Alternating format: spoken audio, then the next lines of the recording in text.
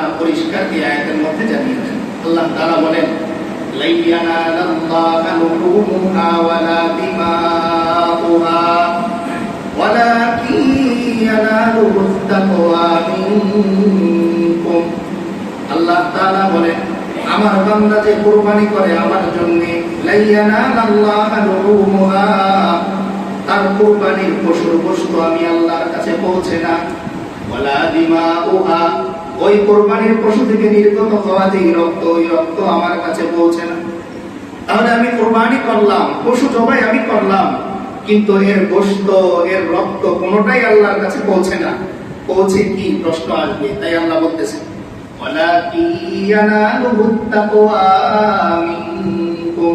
আল্লাহ বলেন, ও বান্দা, তোমার বাম দিকে আমি একটা কলব রেখেছি, ওই কলবের মধ্যে আমি আল্লাহর যে ভয় তুমি পোষণ করো, আমি আল্লাহকে সন্তুষ্ট করার জন্য তুমি যে পরিশ্রম করো, ওই তাকওয়া আমি আল্লাহর কাছে পৌঁছাই। ওয়ালাকিন ইয়ানালুহুত তাকওয়া মিনকুম। তাহলে আমরা এক নম্বরে বুঝতে পারলাম, কুরবানি যে আমি করি আল্লাহর কাছে কি পৌঁছায়? গোশত পৌঁছায় না, রক্ত পৌঁছায় না, কি পৌঁছায়? তাকওয়া পৌঁছায়। কি পৌঁছায়?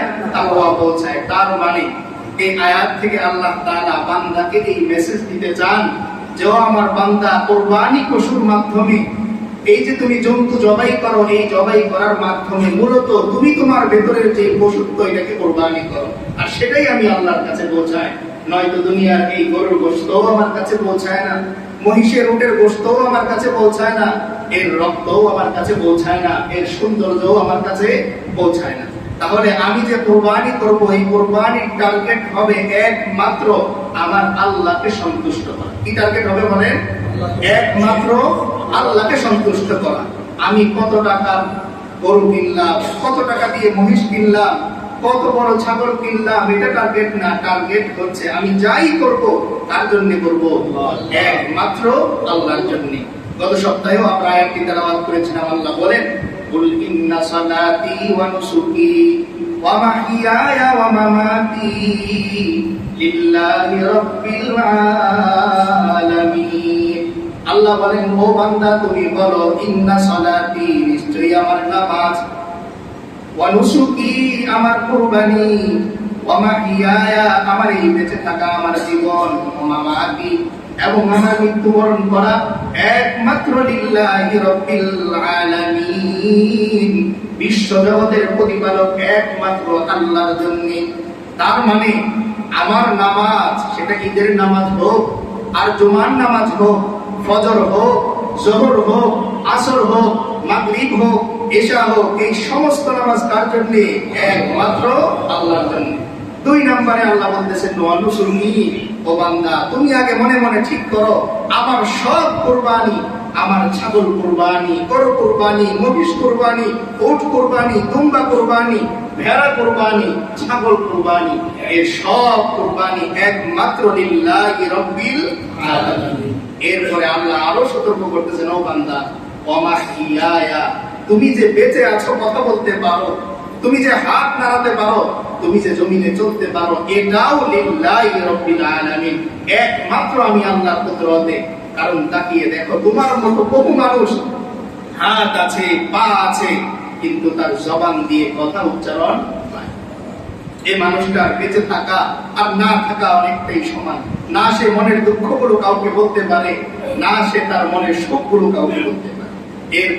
এরপরেও আল্লাহ বলতেছেন, ওয়া মাতি, ও আমার বান্দা তুমি এই কথা স্বীকার করো, তুমি যে হঠাৎ দুর্ঘটনায় মারা যাও, এটাও আমি আল্লাহর হুকুমেই হয়, আমি আল্লাহর সিদ্ধান্তেই। তাহলে এক নাম্বার কথা, আমি যে কুরবানি করব, এই কুরবানির মূল উদ্দেশ্য কাকে সন্তুষ্ট করা? আল্লাহকে সন্তুষ্ট করা। এই আয়াত থেকে আমরা এরও আগে জিলহজের 9 তারিখ, আরাফার দিন, জিলহজের 9 তারিখ, এই দিনের রোজার ফজিলতের ব্যাপারে রাসূল করিম সাল্লাল্লাহু আলাইহি ওয়াসাল্লাম আলাদা করে উল্লেখ করেছেন।